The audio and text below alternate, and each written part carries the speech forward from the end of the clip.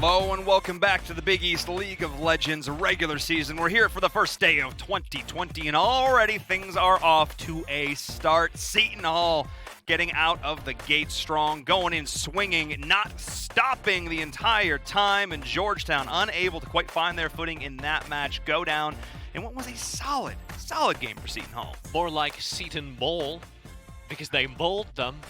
M-A-U-L. That's an important distinction. I'm in Verum, that's TJ, and he's going to be providing all the best puns. Oh, the tippity. Is that a pun?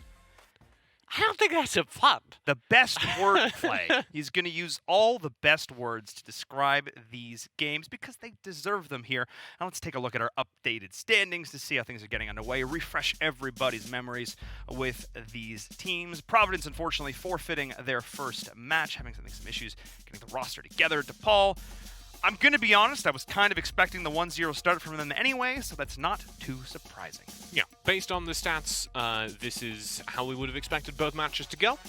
But we will get a chance for Providence to surprise us later on in the day in our final game of the day. Yep, fingers crossed they can get everything together for that one. Before we get too much further into the broadcast, I need to refresh everybody's memories because if you joined us last year for the preseason invitational, you would have heard me talk about AnyKey. AnyKey, of course, an amazing initiative put together with ESL. And it's the basic goal, the basic premise is to just support diversity and inclusion in gaming and esports. Just trying to make this community that we're a part of a little bit of a better place and just try and shut down some toxicity where we see it, particularly with the Good Luck, Have Fun pledge. Pledge that basically says, look, I'm going to take a stand. When I see negativity and toxicity online, I'm going to do something about it. You can use the exclamation point GLHF in chat to learn a little bit more. But if you don't take it from me, take it from, I don't know, maybe Monte Cristo, and some other folks in the scene. Let's hear a little more about it.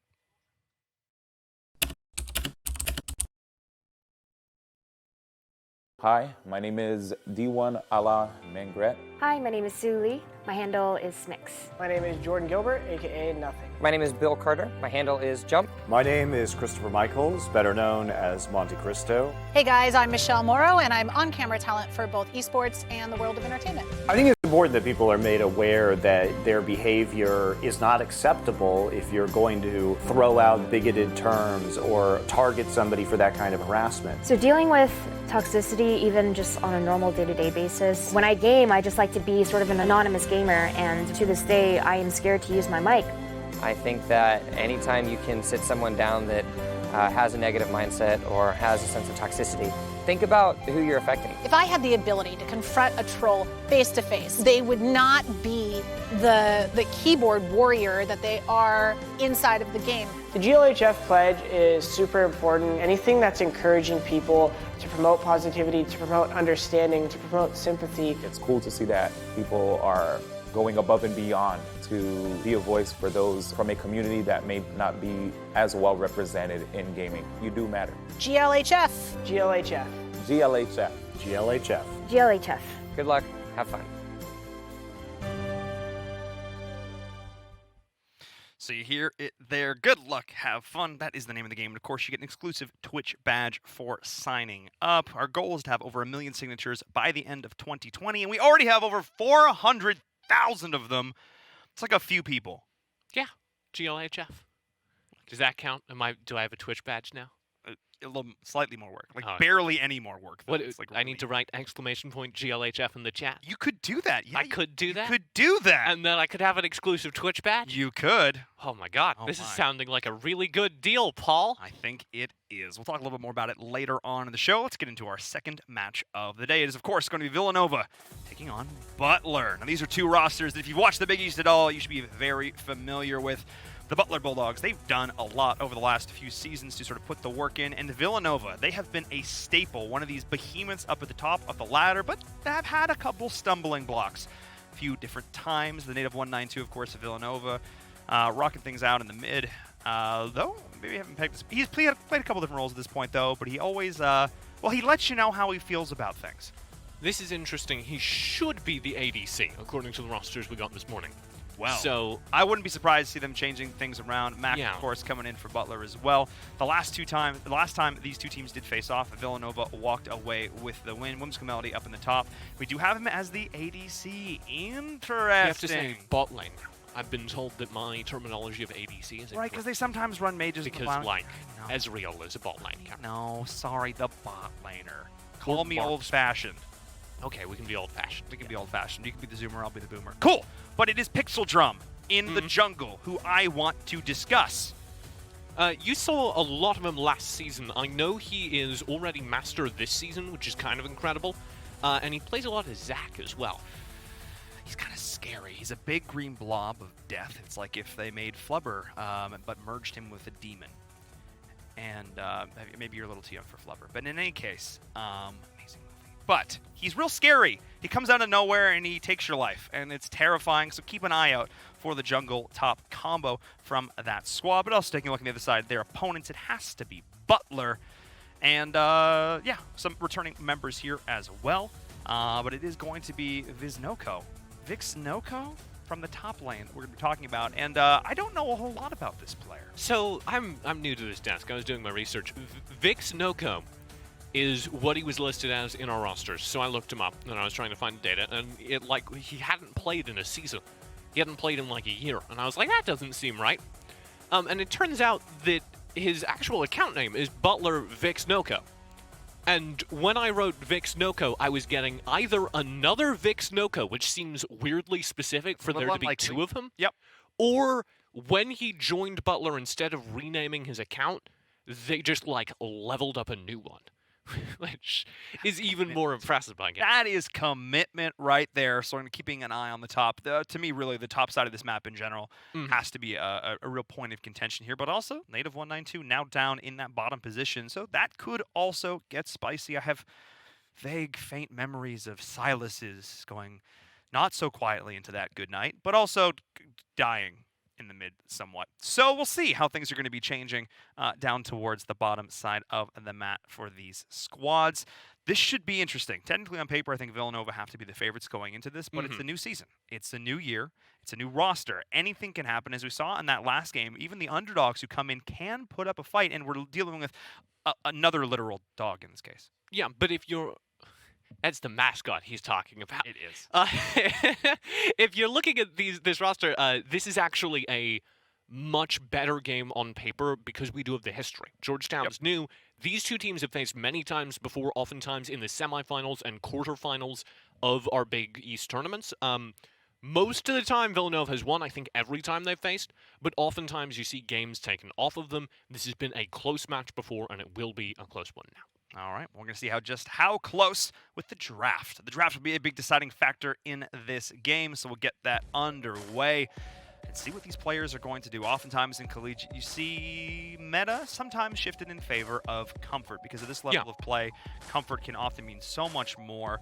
Well, You see it, like, a lot of people look at amateur tournaments and they say, oh my god, why are they not picking the S-tier characters? And the simple answer is it doesn't matter if it's the best character in the game if you don't know how to play them.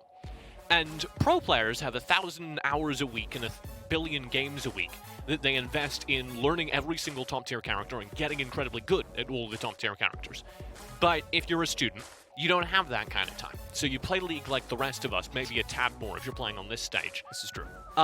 And you tend to have a character pool that is representative of the characters you like, of the characters you play on when you're playing alone, and not necessarily the meta. And that shifts the ban phase and the pick phase in favor of what the players are comfortable with, not what is the pro meta. And we're seeing that now demonstrated to a T with our current ban phase. Talkiana, we're going to have the Zac, of course, tonight, as well as the Riven. So looks like I'm not the only one who remembers Pixel Drum's comfort pick. Yeah, a little bit of PTSD from that one, I think, on the side of Butler. So Zac's knocked out. Pixel Drum does play a lot of Kha'Zix, so I would keep an eye on that to come through as a replacement here. Oh, no Bard for you. Won't be no banned. Bard. Okay, I don't know about that one. This is going to be a first pick Ornn. So we're at least keeping to that, and that's something Ornn. Oh no! That's something I expect to see a lot of because Ornn is a kind of steady enough character that a lot of people like to play in solo queue. For the same reason it's incredibly powerful in pro, that is that you can't really lose lane on Ornn. Not that I haven't had my Ornns lose top lane, but you've had an Ornn lose the top lane. I have played some solo queue, my man. but you can be very, very safe on an Ornn. That's why he's boy. fun to play in solo queue. That's why he's fun to play in pro. So you're going to see a lot of Ornn as it's the pro meta. Another pick right now that is that kind of steady in the top lane, though, is Set. And this is going to be our first set of the tournament. So our top lane is locked down as a very safe and defensive lane. That'll be interesting. I'm curious. Oh, Yasuo always bans, so no Gragas Yasuo combo. All right, still pulling that one out. Set MF coming in from Butler. This is a solid combo. Set, it's so funny, especially with the first couple weeks of LCS, everybody was just like, oh man, Set's going to be so scary. Oh boy. And then he was locked in like 5 times, not like a 40% win rate. And everyone's just kind of like, oh, he's good, No, but he needs help. Set's a really balanced character, I think, upon release. The only thing that was too much was his regeneration. Yeah, she was. And as soon as the regen was nerfed and people got better at playing around the Haymaker, I think he's 100% super balanced. I would even say he's less powerful than the Ornn in the current meta. That's a hot take, though. No, I don't think it is. I think Ornn offers so much more. All right. Otherwise, Well, I'm trying to start a Twitter account of controversial takes, and you're over here cooling down my takes, and that's you're upsetting. over here saying that Ornn's really good. I don't know, man. I feel like you need to dive a little deeper here. Sejuani, though, going to be the jungle pickup from Butler. Despite what EU would want, Sejuani finding her way back into the metal and into the meta. We've talked about pedal to the metal so much in that last game. It's got stuck in my brain. But yeah, Glacial Prison, never going to be bad. So, like this, Thresh also locked in for the side of Villanova for that support role. Misfortune again, we'll probably see a lot of the Misfortune because she was so powerful at the start of the season, and she's, again, a very safe thing to play in solo queue. So a lot of these players can very reliably be practiced on her, and she's decent right now. What I want to see is what gets paired with her in that support role, because I think if you have aggression with a Misfortune, you can really shove down the lane. Into a Thresh, though, you need protection, and you need a little bit more chase down, so I would say Leona would be perfect. You could also put a Nautilus there. Good Nautilus. And the Nautilus comes I through. was going to try and say it before they picked it and look all big brain, but no. I think I said it as they picked it, and You I did. wasn't looking at the screen, so I get partial credit. You get full points for that. You get full points. And hooks into hooks into hooks in the bottom lane. You're going to be looking to land those up. Cast time is going to be something to keep a note of there. Villanova going to be denied a couple of bottom picks with those last 2 bans from Butler, looking towards Lucian and the Aphelios. Looks like Tristana. Oh, another one. She's just been in the game for so long. Everybody has played a ton of Tristana games. Also for the native 192, something that you have seen laned in mid, so probably has a few more options. This is mid Mordekaiser, I suspect. I think you'd be correct. Is that old art? Is that old Mordekaiser Oh, it art? really is. We have some really old splash art here, folks. I like to go retro. That's exciting. I'm a fan of it. So the Mordekaiser will be thrown mid. Wait, is that a dig at the native? He played a lot of Silas, that's why. Yeah. I think that might actually just be it. They're just taking away his favorite place. Yeah, I mean, he'd already had his pick, so I mean, He's not going playing to the same play it role at mid anyway, so Yeah. you're probably good. Probably. So this Mordekaiser will be thrown mid. Into his Silas, I think that matchup goes pretty even right now where Silas is, but we also don't really know where Silas is. Because he got tuned down and then back up, so I don't know. This will be a fun learning experience on that front. But I think Mordekaiser is another one of those picks that's going to be fairly safe. It's very hard to gank Mordekaiser, for instance, and for that reason, it's very hard to put him behind in lane. You also have that double matchup happening in the top lane. So my question marks are more around the Butler side, are more around the play with that Silas in the mid lane, and what's going on down bottom. It is indeed, and we get to this portion of the show now where we have to do predictions. And the way this graphic is built is I have to go first, which I always think is unfair as I think the that's fair. host. I kind of like that. That I have to go first before my analyst does. But Because we did another show, and you would always wait until I made the prediction, and then you'd come through and you'd be like, and I have a stellar prediction that happens to be exactly what you said. So I like this new format more. I'll also note that I actually had a better prediction win rate at the end of that season than he did. That might be true. 100% That's true. definitely 94% actually pick true. rate, 100% true. But I'm going to go with Villanova. I like the Ornn pick a lot up there in the top. I think putting that comfort pick up in the hands of Whimsical Melody is stellar. We've seen the potential of that champion. Mordekaiser, I think, to me, is really the big question mark for this because Death Realm is great, but if you don't use it right, you can actually hinder more than you help. And that, I think, is not a pick that I think a lot of teams are going to take lightly. So the fact that they're willing to do this in a competitive game suggests to me they've put in the work with it. So I'm going to lean towards Villanova. Well, this will be exciting then, because this is my opportunity to ruin my pick win rate. I'm gonna get risky. I'm gonna say Butler here. I don't think it's that risky. And it's off of the bot lane. Because Thresh Tristana is good, don't get me wrong, but I think the misfortune can put them behind early in the game, and I think with the Nautilus, that's a lot of counter to a Thresh during the early game. So if we see Nautilus misfortune get started early, start shoving, I don't like Thresh Tristana as something that can hold on. And then I do like Set into Ornn. I know I've been talking up Ornn, I know I've been talking up how good he is. I even said that I thought Ornn was stronger than Set as a character, but in that specific matchup, I think Set has the edge for me. Yeah, Set's also one of these newer champions, though. I guess he's been out a little bit now. Yeah, and we have Set and Silas, so that team composition That's a lot of... does have some question marks, because you have the retuned Silas and you have the brand new Set, so I'm not entirely sure how that's going to work out. That's a lot of punchy boys. You're right. It's a lot of punchy boys. Full MMA. Well, Full Metal Melee. Yeah, we're going to go right on into it as we get into our second match of the day. It is Villanova taking on Butler here. I like that. You pounded on the desk. I'm getting into it, man. I haven't casted League in a while. This is great. I am enjoying myself. It's great to have you back on the desk, dear sir. It has been too long, and we get to do it by watching some amazing top-tier collegiate play. And we've got some top-tier collegiate play right in front of us. My match of the day, I think. I should have declared that before we got into it. I think that's how that's supposed to work. But it is, but I'll let you have it. It's the first day. This is the matchup that I was most looking forward to, just based on record. So Butler have kind of a legacy to beat. Villanova have come out on top every time these two teams have faced in the semifinals, in the quarterfinals over the last 2 seasons, but it's been close many times. So I personally think this is Butler's chance to kind of write that record. One of the other things I didn't get to talking about during the draft was also this jungle situation. Gragas is more meta than Sejuani, but this is gonna be a weird take, not necessarily hot. I think Sejuani is better at a amateur level of play because she is more consistent than the Gragas. That is a very lukewarm take, sir. Yes. It's soft. Soft. It's a squishy take. It's a squishy take. Because Gragas requires a lot of team play execution. Things can go really wrong if your Gragas barrel is wrong. Yep. Yeah, that all goes off in the wrong direction. You just saved their life. If your engage is bad, whereas Sejuani, you land your Glacial Prison. Yep. And you just your land team it. fight's good. And even if you don't necessarily land it, even if you get pretty zoning ultimate, yeah, she does okay. I think Sejuani is a much more executable pick, and that means I think I give it the edge. But both these teams are really good. For Collegiate League of Legends, both these teams are in the top tier. Butler kind of more in that 3-4 slot, Villanova in the 1-2 slot historically. So this could go very definitely either way on that execution question. If there is going to be a team that's going to consistently pull off the Gragas executes, it would be Villanova. I also want to make a note that I only am catching right now in this exact moment as I'm taking notes at the start of this game. We're actually seeing Musical Melody in the mid lane here. It's still on the Ornn. But we're actually seeing that swap that ended up coming on through, I guess. I mean, traditionally, we have actually seen the Mordekaiser go into the set a little bit. No, this makes sense. This is just to bring the Mordekaiser against this set. I love the fact that they're confident enough in the matchups to play the matchups, to say, look, I don't. This is a solo lane. A solo lane is a solo lane. I will play the matchup that is more favorable to me. Oh, well. Is it more favorable? Is it though? But is it though? The caster curse goes on through Pixel Drum, not even able to do it. All for joy. All for first blood, making it look easy up against a player who I've been hyping for the start of this game, making me look silly. Butler coming in saying, boy, you didn't pick us. We're going to make you real upset about that.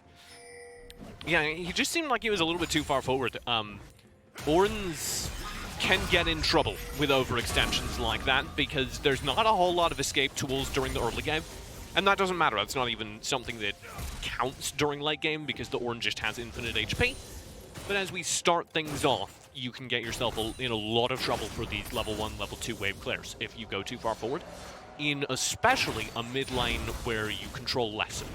Yes, and priority is something we're going to have to keep an eye on throughout the course of this in terms of these rotations, because these are both mid laners who can do quite a bit to these ganks. As we're seeing the forced flash out from Vixnoko up here at the top. Pixel Drum's looking to try and go on in. TP also being committed, though, instantly forcing the response out, trying to get back out of there if you're Mags. Notice Pixel Drum potentially caught out right now, but he is still a relatively tanky boy. I'm not sure it's going to be enough. Max coming on in, too, just to join in for the party. But that is another kill going the way of Butler. What a great play from Butler. Vixnoko flashing out of that 1v2 the second he realized that was what was going on, and then staying far enough back to bait in the aggression, to bait Pixel Drum to follow him, and they come in with the flank, execute quite easily. Really solid play there, taking advantage of an overextension from Villanova. So we do see the dredge line going in, not connecting. Overextension from Mags in particular. Yes. He's on Mordekaiser. He doesn't have his gank defense tools up yet, the ultimate, and he spent his entire kit getting really aggressive. Mordekaiser during the early game isn't going to knock a set out. You're not going to get that kill. So I would have liked the Mordekaiser to sure get the wave priority and then see what you can do about establishing vision, see what you can do about spreading out your wings if it were across the map. Oh my goodness, He goes so back much damage. in. Whimsical Melody threading the needle, though. Almost getting taken down by the minions there at the end, but all for joy. Just hits like a truck. He spent his Bellows Breath to get, like, forward, aggressive against All for Joy. I mean, it worked out. He's alive, but very risky for me. If being alive is the only requirement, I think that's a pretty low bar, TJ. For Ornn, kind of is. Fair enough. That's what Norn's trying to do. You're not going to get last game's Ornn every time. That's the kind of thing that only happens when you can build out a miracle lead. Oh, Ooh, nice side step there from Mag. yeah, missed a head split. Turn damage. Good job. Just looking to chip away and chip on down. The damage on the HP on that set right there. Look to set up a potential additional gank from the Gragas if you want to return up here. Because keep in mind, both flashes are still available. No, actually, Flash is they're swapped on the left side of my screen, so it's throwing me off here taking a look at that. But the jungler still has his, and that's what kind of matters here. Yeah. Very mean of Whimsical Melody to go to mid lane after picking him as a top laner. It just threw me right off right now. Think of the casters, man. Come on, guys. We're people too. We did caster curse him right off the bat. Right off the start. That is absolutely a correct statement. As we've seen the first Drake, I think this is no problem going to go over to the side of Butler. Oh. I don't know why you do that. That's a recipe for disaster. Just asking to be Please, hooked Crit. back in. They had no vision, so he was 100% blind on the Drake steal, if that's what he was trying to do. That would have been really It would have been a optimistic. very exciting Drake steal, death sentence blind over the wall. But Look, you miss 100% of the shots you don't take. right, but see, here's the problem, and I've seen this happen many times actually with Threshes trying to steal Drakes with death sentence because it's very tempting. If you miss, he's going for this lantern. Here we go. Going back in. I'll start with the lantern. Won't be banned. Looking to try and dredge line himself out. A lot of damage going on through. Flashes are being committed though, and the rocket jump. Oh no, native! What a play! He roots him with the auto attack and then flashes away. He's stuck right there underneath the turret and won't be banned. Has helped his team shut down the bot lane. Don't matter what lane it is, sometimes the plays just stay the same. A little bit too overconfident in the kill potential for Villanova, and that is 3 kills and a 1.5k gold lead at the 7-minute mark for the side of Butler. They are starting this game off swinging. Partially because of some great rotations, and partially because of some missteps from Villanova, just feeling a little bit too confident. So I was just going to talk about Please Crit getting over-aggressive. One of the things that happens with Thresh is once you death sentence, you can't move. And that puts him behind here, so he's not helping. And then the native is like, oh man, I'm going to get extra aggressive, goes all in, does the solo Q Tristana move, which I think they would have been able to get away with drifting up into the brush, but won't be banned, hits the sickest auto flash combo of his life, possibly, certainly my life, landing the auto and then exactly on frame, flashing and traveling out of range. And that saved him actually from Pixel Drum's own Gragasol. I think the Gragasol would have probably killed him if it had landed. Really solid play from Won't Be Banned. And as we're looking towards the Rift Herald now, looks like this is going to be a bit of a bait going on in, trying to find another kill, and Pixel Drum. Why is he all alone? Not having the game so far for a player that, again, our player to watch going into this, one of these absolutely hyped top-tier competitors from Villanova is just getting manhandled. Yeah, so part of the reason that's so weird, the Pixel Drum there, is because they knew that Butler knew that Mags wasn't in the top lane. But Max was nowhere near that play, and Butler very much knew it, had already rotated out of the top lane, out of the top wave, as Villanova should have been able to tell. So it was obvious there was going to be, showstopper into the bot lane.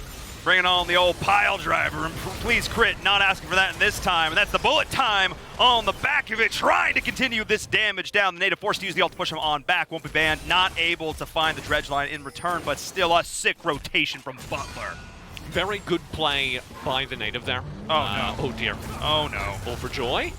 He stuns out the recast of the ultimate. He steals it, tries to go back in, is able to get the lifesteal off the back of this, and actually turns He's it got around, gets the kill, and now Whimsical Melody is trying to get one back for his team, and the slam dunk from Mags. But still, that should not have happened. The stolen ultimate, stopping the recast in its tracks, and then able to get another kill, all for joy. What a monster. Multiple back-to-back outplays, and Butler have managed to trade incredibly positive into this game so far. That hijack into Kingslayer was absolutely sick. That's the kind of play that I want to see. Butler feels like they have leveled up in the off-season in a big way.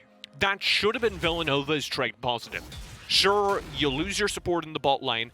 The native completely outplays. Ooh. Down to the bottom, the TPs. Oh, committed a little late. All for Joy shows up. Guys, I'm here for the oh. They're already... You know what? He's dead, Of Jim. the things that could go wrong, TPing in a little bit late, not the worst thing in the world when you've already got the kill. Yes. Especially TPing considering in how when you're... low very for fun was. Oh, it was very... No, that's the thing. TPing in when your teammates have gotten the kills is, like, fine. TPing in when your teammates got killed and then you threw an extra cherry on top, that's the less ideal situation. Yeah. But Butler is now up 8 kills to 2? Yeah. And they're dominant as well. The lane gold, the gold we've gotten out of the Rift Herald usage, this is really strong. Now, Villanova aren't knocked out of this game. They have a decent amount, actually a lot of late game scale. If they can stall out, they're certainly a good enough team to be able to make that happen. My worry is the damage is going to keep stacking up. I talked about kind of the question mark over the head of the Sylas. We've certainly seen Sylas can do a lot of early game damage right now. And we also have a set that, as I think we saw in the LCS maybe 2 nights ago. 1 night ago? That would be 1 night ago. My time's all waving. We had rehearsal last night. It went very late. Well, it's also Saturday, and LCS Yes. Okay, anyway. No, we had yesterday Academy game. Oh, it's true. But anyway, Set can do so much. They can do a lot if they're put in the right situation. Trying to get out of the wrong situation is Butler. Bullet time. Bullet time doing a lot of damage to Buttermon up. Please, Crit's going to try and be the target. Chasing him on in is all for joy. The Sylas is going off right now. Can he find an additional kill? But no, he's getting knocked up. The CC is there. This looks like it might be the mistake from Butler. The capitalization for Villanova trying to go on through. And the Tristan is able to try and get the follow-up damage. Butler Max wandering around like a chicken with his head cut off. And the chasing on down. That's the time to go on in, Native. That's the time to dive the turret. And this time around, they get it done. 3 members dead, I should say, for the side of Butler. What a fantastic team fight by Villanova, and that's the team fight they needed. That's the team fight that gets them back into this game, because it's also a Drake pickup, because it's also a complete shutdown of the bottom side of the map. TJ, walk us through this one more time. What exactly went wrong here for Butler? This stun lock. So this bullet time's actually pretty good, but they need to play off of it. And All for Joy instead goes in, off of his cast to the Ornn ultimate, off of his cast to the Call to Forgegon, and just gets CC locked into the next universe, while the native sits in the backlines and pounds in the damage.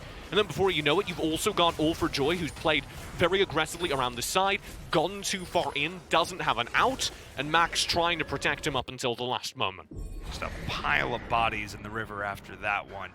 But still, going the way of Villanova, and now only about a 1K gold separates these 2 teams. 1 Drake apiece at this point, but the Rift Herald is being summoned here in the mid. Go to open this one up. With a minute left on these plates, want to try and get as much of that gold as they can.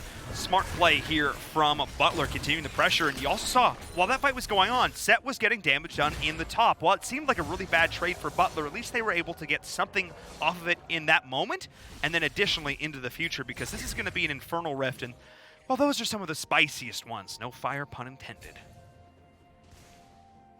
Spicy's not fire. What's the pun? What spicy? Hot fire, spice? No, It's often equated with heat and spice fire. isn't heat. It's a taste. Yeah, but it's like a colloquialism. Okay, Just go with me on this one. TJ. that's Paul eating spicy food. Oh man, my mouth is on fire. Yeah. That's what I'm getting. How do you eat spicy food? Like this. That tastes good. All right, well, we learned something today, everybody. We learned something about ourselves and about this game as it continues to go on. Let's take a look at the stats here at the 14-minute mark. The CS advantage pretty even, all things considered, but we are seeing a gank coming in on the top. Set's going to be the target, not the easiest one for this 20 here as well. Going in onto the Gragas, and Pixel Drum's about to be gone. Goes gold a little bit longer, trying to survive. Taking him to the death room, but ain't doing a whole lot. Can they get the counter kill? Trying to find it, but as another member arrives, it's all for Joy. And that is going to be 2 kills going over the way to Butler. He gets out! I didn't believe it. I thought for sure Villanova was going to go down in that fight, and he even went so far as to head splitter in the Mordekaiser out of the Death Realm. He survived the Death Realm and said, come here, I want to hit you some more. And it worked out. Butler managed to work back that disastrous team fight in the bot lane with added emphasis to the top lane. Mags now knocked down again, and this set is getting a little bit scary. 2-1 and 2 needs to complete that first major item. We're seeing another little scrap happening here in the mid, forcing Whimsical Melody to pop the ultimate. Trying to do something as the rest of the team is showing up. That is going on in. Force the TP as well, but Native 192 might have gone a little bit too far. Sejuani is going to be joining the TP as well. Can they find it? Please get him to the front line. Off Joy managed to get himself out of it. So many tanky members here as Pixel Drum's going to try and join in the fray. I find some redemption off the back there, but the shield is so big, but they finally take him down. And that is the collapse paying off this time around for Villanova. That was the TP you were talking about. A little bit unfortunate that time as Butler have a tad too much confidence in their team by Engage. Making it rain a little bit as the MF trying to stop the backs, forcing them to stand and fight here in the mid. Looking for it, not able to find the death sentence. Nice little scooch on out of the way. Keep an eye for Won't Be Banned. He's going to look to try and set something up here as well with the dredge line. This is good. So Villanova can't be upset. They did get the kill onto Villanova, but what Butler did very effectively there is immediately out of that team fight, they just cleared way. And actually a little bit of a weird decision, Whimsical Melody stopped to Living Forge. He stopped to Living Forge just to get an upgrade, I believe. Or no, he was trying to recall. I must have misread the animation. And the second he's doing that, well, the wave gets cleared. Yeah. And if you had been playing a little bit more aggressive, I think Whimsical Melody could have got something done. Interesting here. Pixel Drum and Whimsical Melody, the two players that I really hyped up for the side of Villanova, have been underperforming. I mean, if we look at the two of them right now, Pixel Drum has 4 deaths. I mean, yeah, 0, 1, and 5 is not a bad stat line for an Ornn by any means, but I have been expecting a little bit more, and he's going to need to step up as this game continues. Is all for Joy and finds himself caught out a little bit here. We do see the stolen ult trying to go on through. Nicely done. Beautiful. Stop the second call of that one. Forced to burn the stopwatch for just a little bit longer here. Shutdown going over to the Gragas. I wouldn't have spent the stopwatch there because nobody was coming. No, that was he was all alone. That was just a decision. It does delay the start of this Infernal Drake take, but I don't think they want to fight this Infernal Drake on Butler. I think the call is you go for Rift Herald. You go for Sheldon, as I have called. Sheldon, the second one. Yeah, so it's TJ, his dub. It's Shelly and her brother Sheldon, which is going to be picked up by the side of Butler here up at the top. So finding some trades. Bottom turret is going to be targeted. This bottom turret, which has given Villanova some headaches over the course of this. They are going in, looking to try and do the damage, the bullet time. What is this? Well, there was a misfortune there, and she thought the turret would help? No, so she was trying to escape up the lane. Wait. And there were 2 members right there on the opposite side. Team, take This it's called BM, don't worry about it. Okay. They also need to hurry back to the You mid lane shouldn't BM as when you're quick down as by possible. They also need to hurry back to the mid lane as quick as possible because this Shelton has gotten 2 charges down. So that's interesting. Kind of a negative trait, actually, for Villanova. They do get the Drake. Maybe that counts for something. But I wouldn't count the Drake as part of that series of equations. I would say it is a turret to kill for a turret and tons of damage in your tier 2. And yeah, killing the opposing team's carry is excellent, but losing your mid turret is kind of a little of a big deal. Yeah. So this is an even game, I think. Yes. You can hot take me on that, but I think we're pretty 50-50 right now. With Ornn items, we are dead even in gold. Or we'll be dead even in gold. Villanova will be scaling better into our late game, I still believe. But a lot of that opinion rests on the viability of Silas, which admittedly is a little bit of a question mark, and the scale of Set, which did get shut down a little bit. He's also building Black Cleaver, which I don't really agree with. I know a lot of people are much bigger fans of the Trinity Force right now. So a little bit unoptimal there, and that combination leads me to say Villanova will scale better here. But Butler can still very much team fight, and I even think they have the advantage until the 25-minute mark, 20-minute, somewhere in that range. I'm not going to disagree on that one. I also want to say, Vision game this time around, comparing the last game to this game, looking pretty darn solid. Both teams are doing a great job of trying to deny as much Vision as possible for their counterparts. Sometimes all you can do is just try and survive. trying to get on out of there is all for Joy, committing everything, including the explosive cast, to get that one done, wanting to make sure they seal the deal, able to find that one little element where they can't just scout that out exactly, but able to get a turret in mid, but may have gone a little bit too far to find it. Call the Forge God and Mags jumping right on in to get this one done. The additional lock-up onto the Nautilus, trying to chase down this kill with 2 other members rotating in from the jungle from the side of Villanova. That is going to be 2 kills. I understand trying to find these cool trades. I get it. You can't die for it at the same time, losing 2 deaths onto the misfortune. That's just, okay. Run! He's on a roller coaster, but at some point the ride has to stop. A little bit of a weird calculation that we saw there from Butler. They send Very For Fun and Won't Be Banned in to trade that turret for the kill down bottom, which is smart. With you there, and then they try and just exit right back up the mid lane. They had a jungle they could have passed through and potentially lost Chasen, and I would have much rather seen them do that.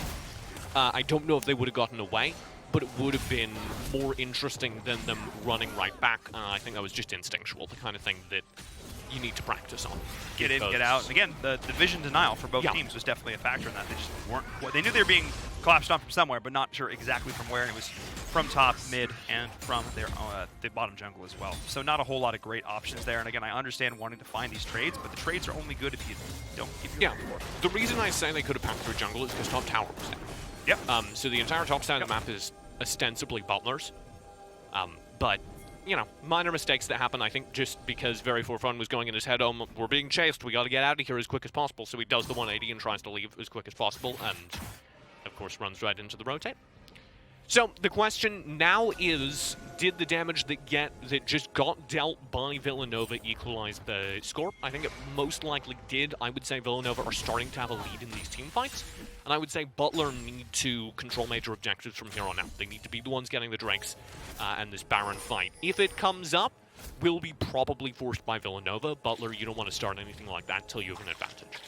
Villanova has a lot of tools to start these fights. I am looking towards the ults of Pixel Drum and Whimsical Melody to get that one done. And then, of course, they have the utility of the Death Realm as well. I mean, you do have the Sejuani and the Nautilus who can start things off as well for Butler. And, yeah, Set can do so too, but I think Villanova are really going to be the ones to try and push the pace. Pixel Drum try and set something up here in the opposing team's jungle.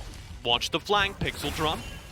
Ready to go. I had a lot of questions at the start of this game about Pixel Drum. I very much actually doubted his execution. But as I said, if there's one team in this collegiate league that's going to make the tricky Gragas executions work, it will be Villanova. And he's doing quite well right now. He has a higher number of deaths than I'm sure he wants, but 5 kills, nothing to snare at. Oh boy, this is going to be the fight. Butler Mac looking to go on in. There's the knock-up. Call the Forge God as well. Not going to find the second execution. The Set's going in, doing a ton of damage. The stun is there. Now he's going to the back line, trying to take down this Tristana, but not going to be able to get it done. His team was not able to be there to follow up. Where was the rest of his squad, TJ? Right on call, there is Pixel Drum. Double ult from him, knocks the front line forward into his team where they are slaughtered. Watch that setup. It is beautiful. And why? How can you engage a fight like that? Misfortune so far back. Not even getting the bullet time off in that fight, just wandering back and forth. It's not very for fun if you can't do anything. 0 damage dealt in that fight. Good heads-up play by Butler. They do take that Infernal Drake down bottom, but they will lose Baron for that fight. I think at this point, with the damage that needs to be done on the map, Villanova taking the Baron is definitely the correct decision. They have a lot of turrets they need to push through, and that pushing power, of course, is very much augmented. But now it is 2 Drakes to 2 Drakes, a very even game in that count. Butler's done a great job of finding those moments when they can. So making something happen off the back of that last fight, but it all came down to that opening explosive cast from Pixel Drum. That was the play, getting some key players right into the midst of the team, and they just got shredded. You know what an LPL team would have done? Taken the Drake. Because if you take the Baron, the other team won't come out and fight you. That's true, and then you could have... It's the LPL you would be on soul point, too, at that point. Mm-hmm. Actually, was it better to take the... No. So, okay. In this game, if you're not an LPL team who's very confident in your team fighting, you don't want to... Even though it's technically an advantage to fight, even without the Baron, it would have been an advantage fight to Villanova if they had forced a second fight around the Baron pen. If you're not an LPL team who's like, we're going to win 100% of our team fights, then you want to take the Baron because it's going to get you more on the map. They will trade that directly into at least 1 turret during this push. I believe it will be 2. and that's going to just give them such a tangible advantage. Pixel Drum, though, finding a if this couple of happens? friends in the jungle. Call the Forge Gods going in. Forced to go gold, but the rest of Butler is going to collapse on this. Mags, the rest of the crew are going in. Look at the damage, but the bullet time looking to try and shut this one down. Nice ult from the Zet going in here as well, doing a ton in return. The health bars for Butler are a little battered and bruised, but the kills are going their way as well, not forcing a full retreat. Pixel Drum getting a little bit too confident, finding one, or so he thinks, in the jungle, and now his team is in full retreat. Mac will eventually call off the chase, but they have what they need. Baron power play shut down. And that is actually devastating for Butler, because the turret they got is about to be traded right back in the mid lane. This could very well be an inhibitor. This could very well shove us all the way to the game. It is a 3-man stand. With the Baron buff, this is going to be difficult. I would have liked to see a 3-1-1. Whoa, a devastating play for Butler as All for Joy is getting absolutely chunked, but the Gragas does survive, and they get the return kill. Please be crit, starting things off with a great death sentence, and need to be careful not to walk underneath that They turret. hold. They more than hold. That actually Please crit. flips things right back. Please crit. Oh boy. That actually flips things right back. Butler win a team fight and get nothing done with it. So when you know the other team has Baron buff, even if you have a 2-player advantage, you don't want to run all 5 members down mid, because those minions that you're playing into are going to be buff enough to push you back. You're going to literally have to stand underneath the turret. And, well, you saw the effect of that. Yep. So you want to do a 1-3-1. You want to have your 3-player core in mid, pushing mid, and then be shoving both sidelines during that time. And the waves were far enough forward, they definitely could have taken those sideline turrets. Especially because they haven't even taken the tier 1 in all bottom they had yet. to do was threaten the mid lane, make sure that Villanova couldn't leave the base, and get free gold. Seeing another fight breaking out in the mid. Everyone just getting pulled TP. on into the damage of Villanova. That's all the TPs now being burned for the side of Villanova, both in his last fight and in his middle push. The Baron buff has expired, which means this push not going to be quite as effective. And Native taking a lot of chip damage from that turret. He needs to be cautious, though, as All for Joy does have the execution potential at this point in the game. But that is the mid turret going down. They cannot contest it at this stage. At least Butler, the pushing that they did earlier in the fights that they were able to get has meant that Villanova hasn't been able to get a ton of pushing done on their own. They still have a tier 1 on the top to go through as well. We're definitely seeing the late game spike. Oh, what's this? Pixel Drum. Maybe a little too far forward, but the Glacial Prison misses. It's a big ultimate to miss from Mac. A little bit surprising there, because he's been solid so far today. A lot of situations where I thought he was going to go down, but the rest of the team were able to cover him really well and convert them into kills. So what an even game. 15 kills to 14, gold lead for Villanova, both on paper and through the ornaments, as they are. But dead even in terms of souls and even in terms of turrets overall. So solid showing from Butler here. I think a lot of the preconceptions that we had about this season going into it may need to be thrown out the window, TJ. Obviously, you're seeing a lot of these teams live for the first time, and it's going to be interesting for you to sort of build these opinions fresh. Hey, I called Butler. You did? You did? And, you know, maybe I don't get credit for that if they lose here. But I will say that I thought this was going to be a very close matchup, and so far it's definitely lived up to my expectations. I think Villanova right now do have an advantage, but if they bungle team fights like they did in mid, or maybe like this. Set is going to be the target, but not the most ideal one. Forced to flash himself out, but please, crits, bring him on in with the Lantern, trying to follow up. There we go. But the ult goes in there, trying to take down the Set, but he's so tanky, finally able to do so, but the Mordekaiser is splitting the fight, and now the Nautilus is here as well. Very for fun is going to be the follow-up target, forced to flash himself out. Will be able to sidestep, follow-up there. Can they get him underneath the turret, committing all the flashes to get it done? Nautilus is trying to back down there in the bottom, but Silas is still here, trying to split this as best they can. Please Crit dominates that fight. It was a beautiful escape attempt from Vix Noko. He was going to showstopper past the blast cone and then blast cone away, and he got all the way through that process. It's a crazy plan, but it 100% worked. And then he got death sentenced right as he hit the blast cone, gets chained right back into the fight, does not escape, and then Very for fun is all of a sudden overextended because he doesn't have a set to defend him, and they lose everything. And this is Villanova now solidly in control of the game. That was the pick they needed. I mean, they had to allocate every resource to get it done, but Butler wasn't able to capitalize on the space that Vixnoka was creating. They flew everything to kill him, TJ, and they took no damage in return. The big thing is that was a fight for Baron control. Because Baron's about to come up, and look at who's been able to establish control, able to establish vision right now. Butler have no way in. They have no vision. We are now also on this Infernal Soul Point for Villanova. They are looking in a great spot right now. The We're down. additional damage amp would be massive, but as you mentioned before, vying for control of vision around this Baron pit, this will be, well, let's say we scheduled a dance, and if we were to have scheduled a dance, this would be the venue. You scheduled dances before? This is the middle school gymnasium of the Rift right now. Have you ever scheduled a dance? Have I ever scheduled a dance? Yeah. No. Just thought maybe you were speaking from experience. No, because I call it the Baron dance. It's when you do okay. a little shimmy around the Baron. So it was just an analogy. It is, in fact, an analogy. What is not, however, an analogy is the very real impending doom. Oh my god!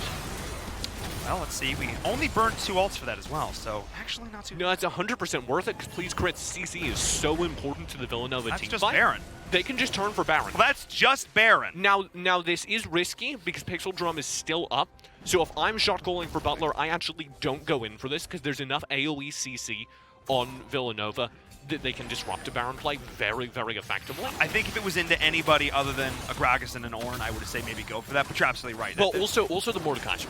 Yeah, that's true. Because you Death Realm Mac, and then the second you Death Realm Mac, there's a smite on your side and not a smite over on Butler. But I would have liked to see maybe a little bit more out of that team fight, because they went in, they established vision control, they set up like they were going to turn on it, and they didn't force the fight. That's what I would have liked to see. A more practiced team would have done a little bit of damage to the Baron, I think, forced Villanova to at least investigate and see if they could get more from it. Yeah, exactly. And the second Villanova steps forward at that point, that's the Baron bait. You then proceed to dive and jump in. Fortunately, again, they used a lot of risky initiation. It is risky. You need to feel confident in your team play, and going up against a team who is a little bit ahead, and again, arguably the favorites into this matchup. I'm not kind of surprised. But again, this is at this collegiate level of play. This is where some of the decision-making gets a little questionable. This is where they're in situations. Well, this is where you learn how to make those decisions. That's exactly it, yes. This is, Yeah. And that's what I'm really liking, because we do kind of see shot calling being developed right now. And you can see some of these calls incredibly good, incredibly aware, very smart stuff. And sometimes there's maybe a little bit of just experience lacking. You haven't been in this situation before, which is where a lot of shot calling comes from. Whenever I talk to team captains, regardless of esport, they say the most important thing is just how many times have I been in this situation, because I know what I'm comfortable with, I know what my team's comfortable with, and you don't have that if you're playing on your first collegiate team. It's all about reps. It's all about repetition and finding those moments that you can learn from time. And TP, again, stasis. Goes gold, and there's the TP as well from the set, but already there goes the shutdown. Into GA. Forcing the GA out. Return call, the Forge God is there. Hijack looking to try and split this up as best they can, and cannot believe still alive for so long, but trying to get out. This is a scrappy fight. There comes the bullet time, though, forcing back the Tristana, but going on in onto this Forge, trying to chase back underneath the turret. That's going to be the follow-up damage there. I cannot believe it. Villanova is still trucking on through this, getting all the kills. The ace, the triple for the Mordekaiser. Stellar play, surviving somehow with Villanova. You do not shut down a Mordekaiser in a team fight like that. Into the Death Realm, kills all for joy underneath the turret, and then you see the reward for all their investment in the early game. Very for fun, doesn't do enough damage to save the fight, even with a 4-man ultimate. And now we see them take down the inhib. We see them look towards the Nexus turrets, and TJ, with 6 seconds left on the first member back for Butler, I don't think this is going to happen. Villanova will take the game here in a solid late game team fight situation. I'm a giant fan of that entire game, actually. That was good. I told you it'd be good. I did also say Butler were going to win, so I take that loss. You know what? They really could have. There were a couple moments in that game, a couple of fights that go a little bit differently, a couple decisions that go slightly different, and it could have been Butler walking away with that win. It was, I felt like almost they hit a timer. Because the second you get to, hey, we're just team fighting now. We're just taking the fights. Not only did Villanova, I think, have a slightly better late game composition, but they also definitely have the experience. And you could see that come through when it came to just positioning, just team fighting as the deciding factor. I mean, in the chaos of that final fight, it was hard to follow alone just as a caster. I can't imagine what it would have been like as one of those players, bring members of the Death Realm, and the GA pops, and you've got the stasis, and everything is going back and forth, and hijacked ultimates, throwing things off, and sets throwing everybody everywhere, and well, they shut down the set. Learning to deal with chaos. Yeah, they shut down the set. That was very important to me. And they didn't during the early game. You remember I was getting very excited because I started to see the set get going, and we had a couple big set haymakers just getting thrown into the entire team. And then time after time, the set, I think, got a little bit over-aggressive.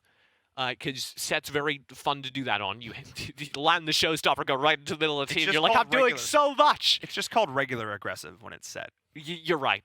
And then after being aggressive, dying a couple of times, you started to get to a late game condition where the Set really couldn't do that. At that point, he falls off, and at that point, the rest of the team needs to be there from follow up. And I knew this game was over when the bullet time came out, and I saw like that much health go down, and I was like, Like oh, in here we are. Mordekaiser. Yeah. And they're all so tanky. Yeah. They're all so tanky. The Gragas is there, the Ornn is there, the Mord is there, and it's like, well, we just survive. And at that point, the native 192 was able to just sit back and be the carry, and that's what we saw in that fight, getting a double kill in his own right. It was that fight in the river where things started to change. They went from, I think, 2 kills to 6 kills and brought it back a little bit, having the Ornn to continue to leverage that goal lead, and then some nice Thresh play in the late game. Really set them up for success. But still, this is only week number 1. Of course, it is a double round robin, so there will be a chance for Butler to find redemption here. And again, if Butler keeps playing like that, if they can continue to refine, they are also going to be a force to reckon with in this tournament. We're going to jump onto a short break, but before we do, make sure you follow us on social media at Twitter right down there. I got the wrong direction. There we go. At ESL Collegiate. Very good. Second time's the charm. I had a 50-50 chance, and I messed it up. At ESL Collegiate on Twitter, though. Keep up to date with all the updates there, where you can find all the Collegiate League of Legends action. We're going to jump onto a break. When we come back, our third match of the day. We'll see you soon.